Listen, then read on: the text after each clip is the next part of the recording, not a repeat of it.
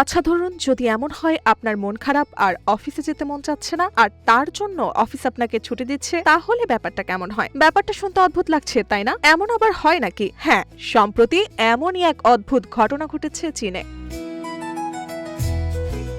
চীনের হেনান প্রদেশের supermarket chain পিংডং লাই নতুন এক নীতি চালু করেছে, যা বিশ্বজুড়ে ব্যাপক আলোচনার জন্ম দিয়েছে। তারা কর্মীদের জন্য ঘোষণা দিয়েছেন আনহ্যাপি লিভ নামে একটি ছুটির ব্যবস্থা, যেখানে কর্মীরা মানসিকভাবে ক্লান্ত অনুভব করলে তারা ম্যানেজারের অনুমতি ছাড়াই বছরে সর্বোচ্চ 10 দিনের বিশেষ ছুটি নিতে পারবেন। প্রতিষ্ঠাতা ইউ ডং লাই বিশ্বাস করেন কর্মীদের সুখই আসল উৎপাদনশীলতার উৎস।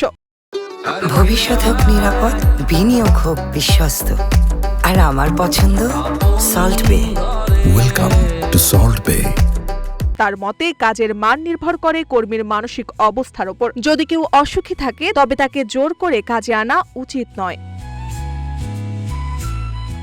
এই নীতি চীনের প্রচলিত দীর্ঘ কর্মঘণ্টার সংস্কৃতির বিরুদ্ধে এক সাহসী পদক্ষেপ। যেখানে অনেক প্রতিষ্ঠান কর্মীদের অতিরিক্ত কাজ করাতে অভ্যস্ত, সেখানে পিংডং লাই কর্মীদের মানসিক স্বাস্থ্যকে অগ্রাধিকার দিয়েছে।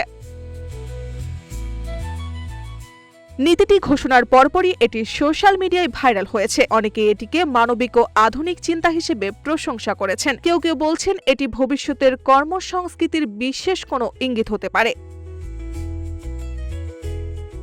আনহ্যাপি লিভের সুবিধা হলো কর্মীরা চাপমুক্ত থাকতে পারেন, বার্নআউট কম যায় এবং প্রতিষ্ঠানের প্রতি আস্থা বাড়ে। তবে এর কিছু ঝুঁকিও আছে। কেউ কেউ হয়তো ছুটির অপব্যবহার করতে পারে। এর পাশাপাশি উৎপাদনশীলতায় সাময়িক প্রভাব পড়তে পারে এবং বাস্তবায়নে পর্যবেক্ষণ কঠিন হতে পারে। মার্জিয়া মৌ, রূপালী বাংলাদেশ।